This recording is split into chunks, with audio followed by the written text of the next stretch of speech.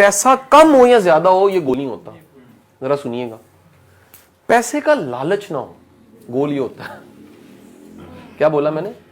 سر آپ کے پاس 15 ارب روپے ہے یا 15,000 روپے ہے یا 15 لاکھ ہے یا 15 کروڑ ہے, میں اس پہ کوئی آپ پہ حد نہیں لگا رہا. ایک چیز جو منع ہے نا وہ کیا ہے؟ لالچ. اب ہوگا کیا؟ لالچ کروائے گا, کیوں منع ہے؟ کوشچن یہ ہے, جب بھی لالچ آئے گا تو ظلم کرو گے تم,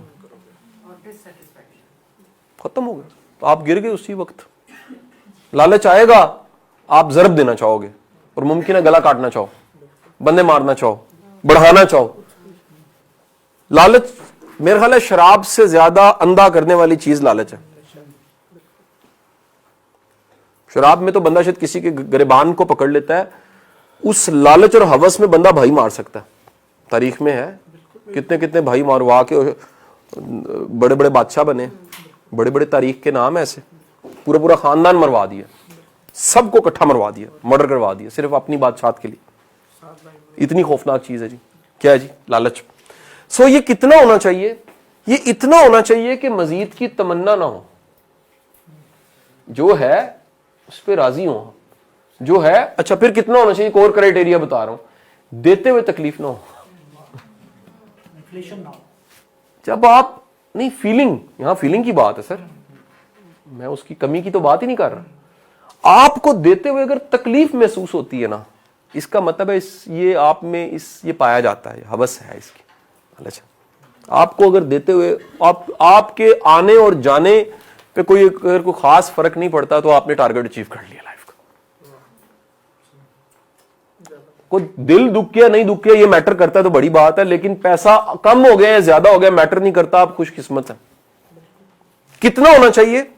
آخری بات کہہ رہا ہوں, چھوڑ کے جانا آسان ہو. کتنا؟ جس کو چھوڑ کے کفن پہن کے قبر میں جانا بڑا آسان ہو.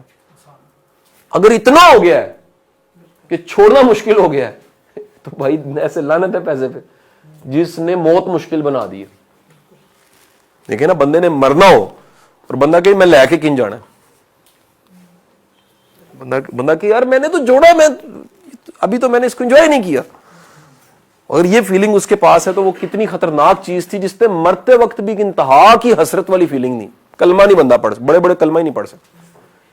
کیوں نہیں پڑھ سکتے؟ وہ کہتے جی وہ 3 کروڑ 7 کروڑ 8, سچی یہ واقعہ کئیوں ڈیتھ بیڈ پہ کئیوں کے منہ سے ضربیں شروع ہو جاتی ہیں.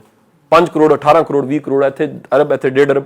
وہ کہتے کلمہ کہتے چھاڑ ڈہ رہ گیا علی یار اس وقت جو حساب ہے یار, ایک لمحے کے لیے سوچے اس کمرے میں سے 1 سیکنڈ میں ہمیں نکلنا پڑ جائے, آپ کیا اٹھاؤ گے؟ سب سے قیمتی چیز ہی اٹھاؤ گے نا.